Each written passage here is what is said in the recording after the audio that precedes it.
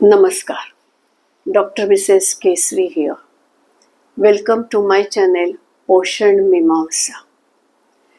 सध्या अनेकदा असं ऐकू येतं की दही आणि गूळ हे खावं, आणि ते सांगताना ते दह्याचे गुणधर्म सांगतात आणि गुळाचे गुणधर्म सांगतात.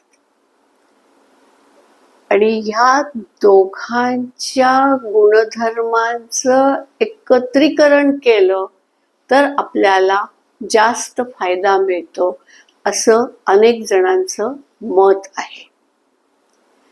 दही हे आपण सर्वसाधारणपणे प्रोटीन्स, कॅल्शियम याच्यासाठी खात असतो, आणि त्याचा दुसरा गुणधर्म जो आहे अत्यंत महत्त्वाचा की ते प्रोबायोटिक आहे. त्यामुळे गट हेल्थसाठी ते आवश्यक आहे, आणि बेताच्या प्रमाणात ताजं दही खाणं हे गरजेचं आहे.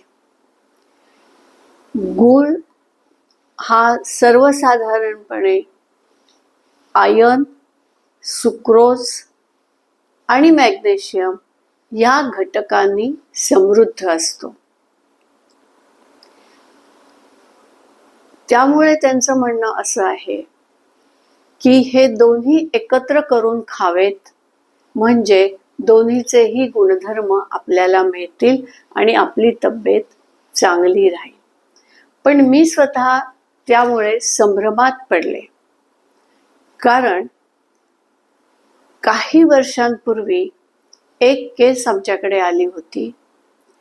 ती मुलगी 3 महिने सलग दही आणि गूळ एकत्र करून खात होती. गमतीत कोणीतरी तिला म्हणालं की दही आणि गूळ खात जा, खूप छान लागतं. आणि तिने ते खरंच करून पाहिलं. तिला ती चव आवडली आणि ती आपली रोज ते खायला लागली. पण 3 महिन्यानंतर तिला त्रास व्हायला लागला, आणि ऑफिसमध्ये असतानाच तिला एवढा त्रास झाला की तिला इमर्जन्सीमध्ये ॲडमिट करावं लागलं. जेव्हा तिला ॲडमिट केलं त्यावेळेला तिची सर्व लक्षणं, म्हणजे सायन्स आणि सिम्पटम्स, ह्या फूड पॉयझनिंगच्या होत्या. नॅचरली तिला फूड पॉयझनिंगची केस म्हणून ट्रीट करण्यात आलं, आणि ती जेव्हा बोलण्याच्या स्थितीत आली त्यावेळेला आम्ही परत एकदा तिची हिस्ट्री घेतली. कारण तिला जेव्हा ॲडमिट केलं त्यावेळेला ते ऑफिसचे सहकारी होते, त्यांना काहीच माहीत नव्हतं. त्यामुळे आम्ही सायन्स सिम्पटम्सवरूनच तिला ट्रीट केलं. तिच्याशी बोलल्यावर ती असं लक्षात आलं की गेले 3 महिने ती सलग हे खात आहे. पण 3 महिन्यात तुला काहीच त्रास झाला नाही का, असं तिला विचारल्यानंतर ती म्हणे, नाही, मला काही असं जाणवलं नाही. मग आम्ही तिला काही ठराविक प्रश्न विचारले की कदाचित तो त्रास तिला झाला असेल, पण तो तिच्या लक्षात आला नसेल, किंवा झालेला लक्षात आला असला तरी याच्यामुळे होतंय हे तिला कळलं नसेल. साहजिक आहे ते. मग आम्ही तिला विचारल्यानंतर मग ती म्हणाली की हो, मला आधी कधीही सर्दी होत नव्हती, म्हणजे अशी वारंवार व्हायची नाही, पण गेले 2 महिने मला सतत सर्दी होते. नंतर अधनमधनं मला खोकला येतो. मग तिचं म्हणणं की काही दिवसांपासून माझं पोट वारंवार बिघडतं आहे. म्हणजे ही सर्व लक्षणं असूनही तिला हे कळलं नाही की ह्याच्यामुळे तिला हा त्रास होत आहे. तेवढ्यापुरती त्या गोष्टीची ती औषधं घेत होती, पण परत तिला तो त्रास होत होता. मग आम्ही तिला समजावून सांगितलं की हे कॉम्बिनेशन चुकीचं आहे, तू असं कॉम्बिनेशन करू नकोस. तू सकाळी दही खात जा आणि संध्याकाळी, म्हणजे काही तासाचं अंतर गेल्यानंतर गूळ खात जा. दोन्ही पदार्थ आवश्यक आहेत, दोन्ही चांगले आहेत, पण दोन्ही एकत्र करून कृपया खाऊ नये. कारण ज्या वेळेला हे 2 पदार्थ एकत्र केले जातात, ह्या दोन्हीचे जे ॲक्शन करण्याचं काम आहे ते विरोधी आहे. एक आहे तो आयुर्वेदाच्या भाषेत सांगायचं झालं तर कफ पित्त, आणि एक आहे तो वात, ह्याच्यावर काम करतो. आता मध्यंतरी परत कोणीतरी एक पोस्ट टाकली की मी हे गेले 3 महिने खाते आहे, मला काहीच खूप छान वाटतंय, मला काहीच होत नाहीये. तर त्या व्यक्तीला सुद्धा मला खरं विचारायचं होतं की अमुक एक त्रास तुम्हाला झालाय का, की जो ह्याच्यानंतर सुरू झालाय आणि त्याच्याकडे तुम्ही दुर्लक्ष केलंय. परंतु त्या पोस्ट टाकणाऱ्या व्यक्तीशी संपर्क साधणं शक्य नव्हतं, त्यामुळे ते तसंच राहून गेलं. आणि लहानपणापासून आम्हाला हे सांगण्यात आलं होतं की दही आणि गूळ एकत्र करून खायचं नाही, ते विषासमान असतं. आता आम्ही लहान होतो त्यामुळे आम्हाला समजणाऱ्या भाषेतच ते सांगण्यात आलं. पण जसे आम्ही पुढे गेलो, मोठे झालो, तसं विरोधी पदार्थ, विरोधी आहार हे आम्हाला माहीत झालं आणि त्याच्यात ह्या 2 पदार्थांची विरोधी आहार म्हणून गणना केली जाते.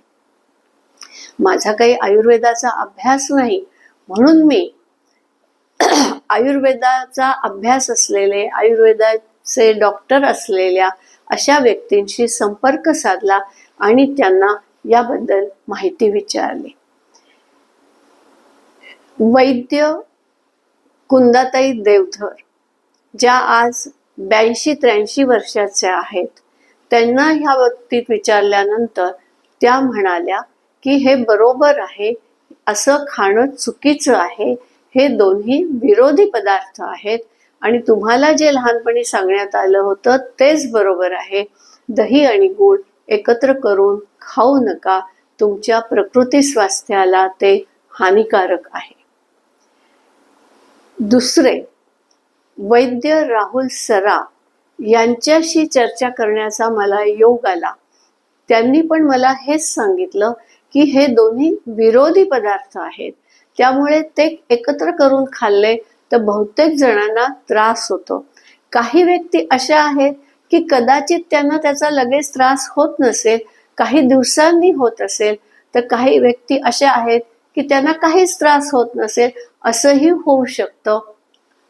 कारण त्यांच्या प्रकृतीचा बॅलन्स आणि इम्बॅलन्स ह्याच्यावर ह्या सगळ्या घटना अवलंबून असतात. पण आम्ही वैद्य म्हणून कधीही हे पदार्थ एकत्र करून खाण्याचा सल्ला देत नाही.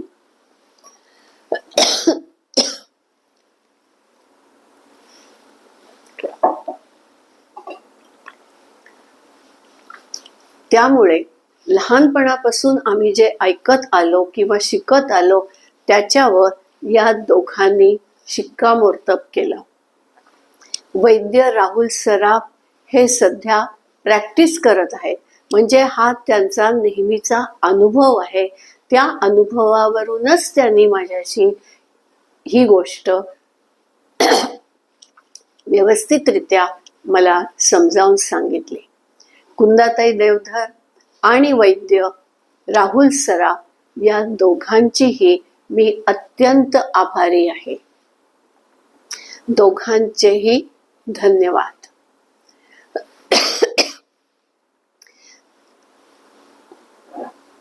हा गूळ आहे.